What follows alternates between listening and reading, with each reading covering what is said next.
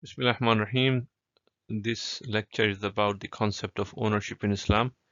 So here we'll define ownership in Islam and then discuss some of the main points related to it.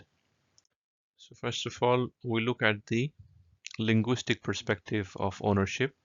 So the word mulk and its derivatives take different forms. So in Arabic, the word malaka means to take possession of something.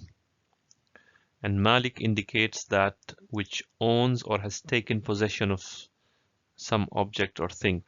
So Malik is the noun, i.e. the owner or the possessor. The one who owns or the one who possesses is the Malik, the Ismul Fa'il of Malaka. And Mamluk is the derived form which refers to that object which is possessed. So for example, if there is a car, then the car is the Mamluk, the car owner is the Malik, and the verb is Malaka.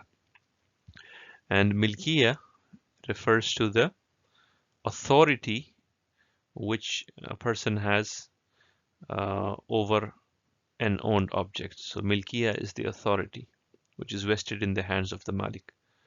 So the owner has a Milkiya over the car. So car is the Mamluk. The Malik has Milkiya over the Mamluk. So let's now look at the definitions of ownership according to the various schools of Islamic law. The definitions are provided here and the references are at the bottom. So the first is the definition from the Hanafi school.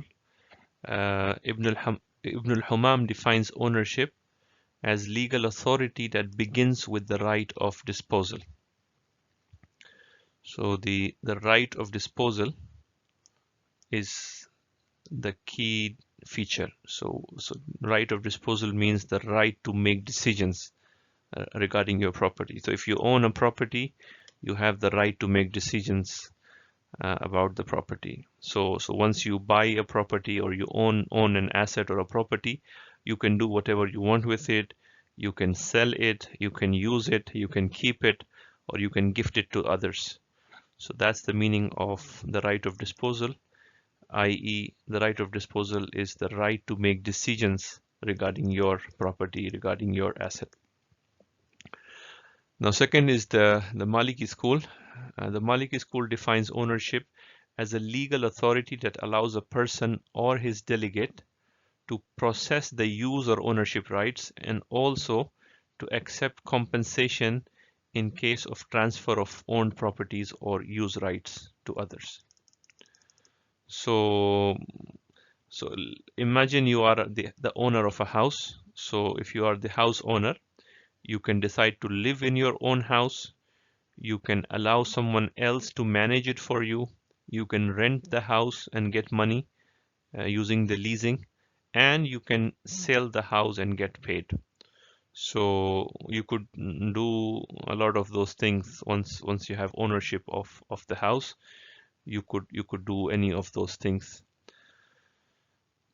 The third definition is from Ibn Taymiyyah, who defines ownership as a legal authority justifying the right of disposal.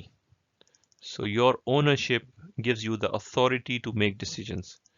So if you look at the three definitions, the key elements of the definition are as follows.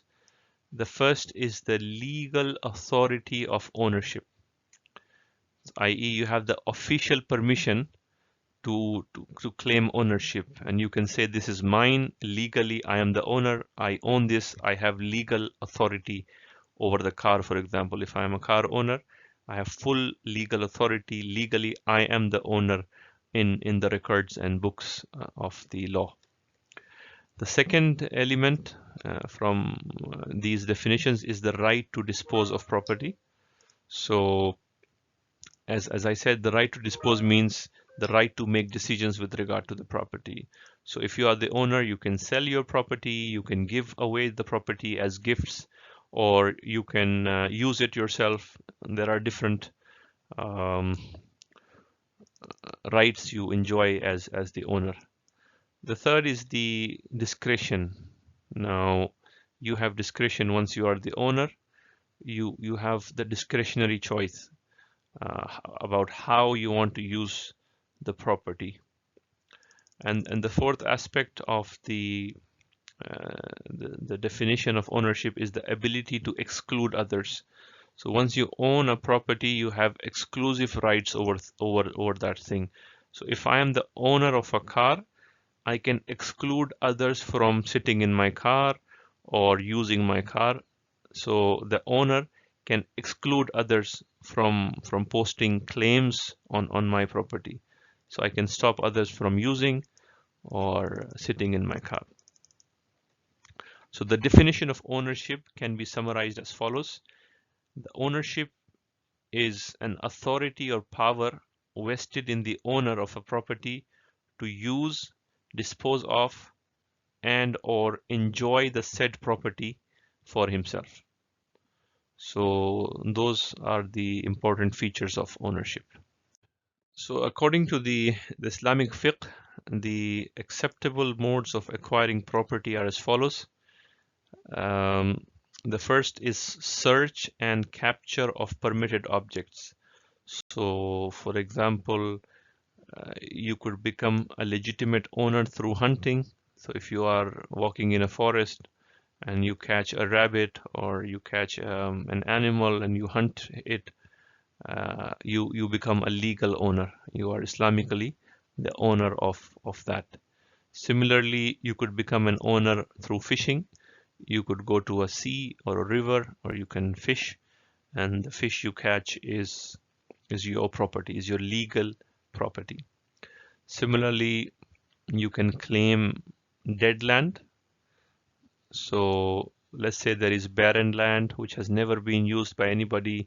You can cultivate the bad land, which is called as mawat, and then the act of making a dead land productive, you can claim it. So if you start working on a dead land, you become the owner.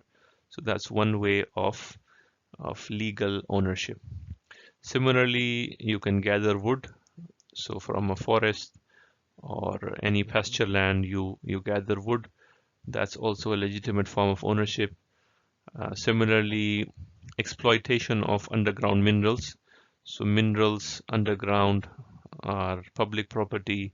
So if you acquire them, then that's also a form of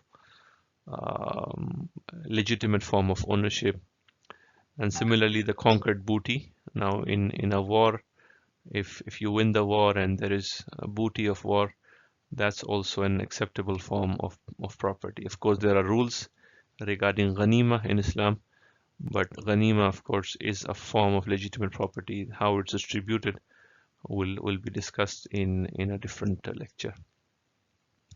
The other type of acceptable modes of acquiring property are transferable contracts.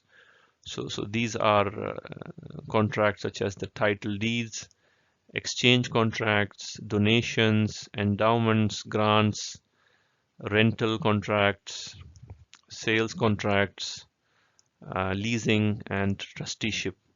So all these are acceptable modes of acquiring property. And finally, we have some other legal means of acquiring property. I could be a legal owner through inheritance. So for example, a person's father passes away and he acquires property through inheritance. That's legal and that's an acceptable mode of acquiring property. Similarly, compensation in the form of damages or blood money also is a legitimate form of property ownership. And finally, the issue of growth or increment. This is the increment rights. So for example, if you have a plot of land and then it rains and then the rain brings some grass or trees on your land, this of course is natural growth and you are the owner. Similarly, if you have, let's say, a cow and the cow gives birth to offspring, of course you own the offspring as well. So That's natural growth, and that's also a legitimate form of ownership. Now, on the other hand, there are some forbidden methods of acquisition. So if a property is acquired through prohibited means, then that is not considered as legal ownership. So Sharia forbids acquisition of ownership by means of any unjust method. So among these methods are usury, i.e. riba or interest, hoarding, gambling, theft, compulsion, cheating in all its forms, and harmful activities. So these are the prohibited methods of acquisition. So you can't acquire property through riba or through lending on interest, through hoarding and so on. So these are illegitimate forms of ownership. So in the previous slide, we looked at the legitimate forms of ownership, and here these are the illegitimate forms of ownership. You cannot claim ownership through these methods. So these are all haram. Also prohibited are activities which cause harm to the community. So trading in commodities which are declared haram under Sharia law, such as intoxicants, is considered unacceptable and therefore does not constitute a legitimate method of acquisition. So inshallah, we'll look at the types of ownership in Islam in a future lecture and some more details related to it. Thank you for watching.